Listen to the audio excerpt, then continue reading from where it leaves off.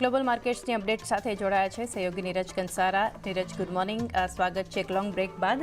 પરંતુ ઘણી બધી એક અપડેટ ગ્લોબલ ફ્રન્ટથી આવતી દેખાઈ રહી છે, તો આજ માટે શું સંકેત બનતા દેખાઈ રહ્યા છે? જી, આજે ખાસ કરીને પહેલાં ગઈકાલના અમેરિકાના બજારો પર એક વખત નજર કરી લઈએ તો અહીંયા આપણને ગઈકાલે લીલા નિશાનની અંદર બજારો બંધ થતા દેખાયા છે અને સતત 8મો દિવસ રહ્યો છે કે જ્યારે આપણને અમેરિકાના બજારમાં એક સારી એવી તેજીનો કારોબાર જોવા મળ્યો છે. એનર્જી જે એક ટેકનોલોજી શેર્સ છે એમને અહીંયાથી આપણને આઉટ પરફોર્મ કરતું જોવા મળ્યું છે અને લાઈફ હાઈથી જે S&P 500 છે એ માત્ર 1.17% જેટલો દૂર છે. એટલે જ્યારે આપણા બજારોએ આપણે એક શિખર તરફની રાહ જોઈ છે ત્યારે અમેરિકાના બજારોમાં પણ આપણને આ શિખર તરફનું એક યાત્રા થતી આપણને જોવા મળી શકે છે. આની સાથે જે ટ્રેઝરી બોન્ડ જે ETF છે ઓક્ટોબર 2023માં એ આપણને લગભગ અહીંયાથી 21% જેટલા વધતા અહીંયાથી જોવા મળ્યા છે. એટલે એના પર પણ એક ખાસ ધ્યાન રાખીશું, કારણ કે બોન્ડ yieldની અંદર જે આપણને એક વધારો થતો જોવા મળ્યો છે એની અસર અહીંયા આપણને જે ETF છે એના પર પણ આવતી જોવા મળી.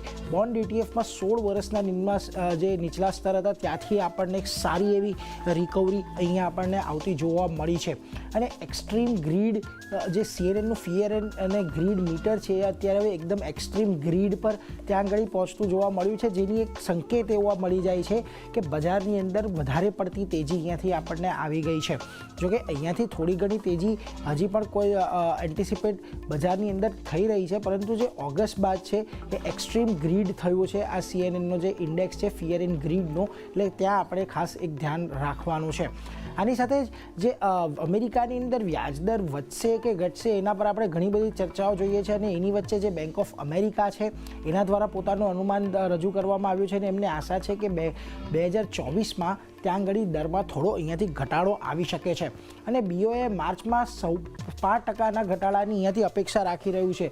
જો અત્યાર સુધી આપણે જે વ્યાજદર વધારાની વાત કરતા હતા એની સામે અહીંયાથી આપણને ઘટાડા ઘટી શકે છે એવું હાલ બેંક ઓફ અમેરિકા માની રહી છે.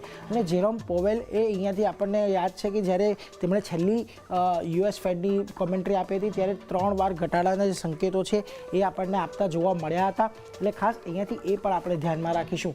અને જૂન અને સપ્ટેમ્બર અને ડિસેમ્બરમાં પણ અહીંયાથી બેંક ઓફ અમેરિકાને વ્યાજદર જે છે એ ઘટવાની આશા લાગી રહી છે.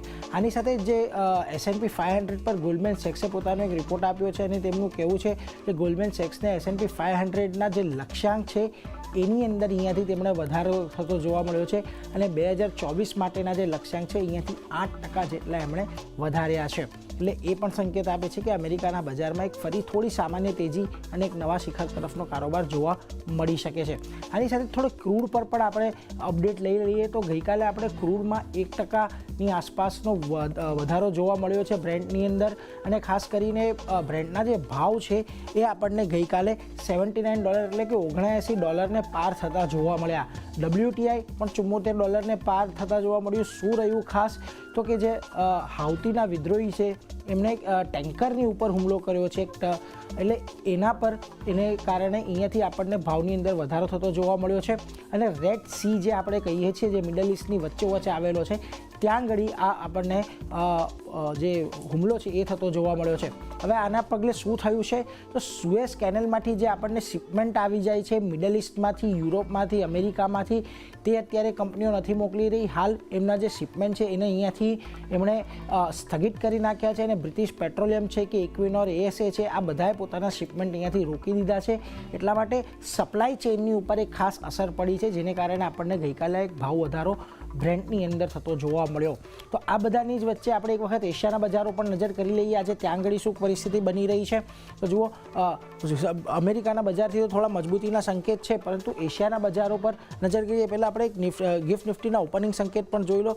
ગઈકાલે આપણે ફ્યુચર્સ જે છે 21,477ની આજુબાજુ બંધ થતા જોયા હતા, પરંતુ ગિફ્ટ નિફ્ટીમાં આજે સામાન્ય એક થોડો ઘટાડો આપણને અપેક્ષિત છે. એટલે બહુ વધારે આજે પણ આપણને બજારની અંદર મોમેન્ટમ જોવા નહીં મળે. ગઈકાલે પણ આપણે એક સીમિત રેન્જની અંદર કારોબાર જોયો હતો. એટલે અત્યારે તો સંકેતો એવા જ બની રહ્યા છે કે આજે પણ આપણને બજારની અંદર એક સીમિત કારોબાર જોવા મળી શકે છે. જી નીરજ,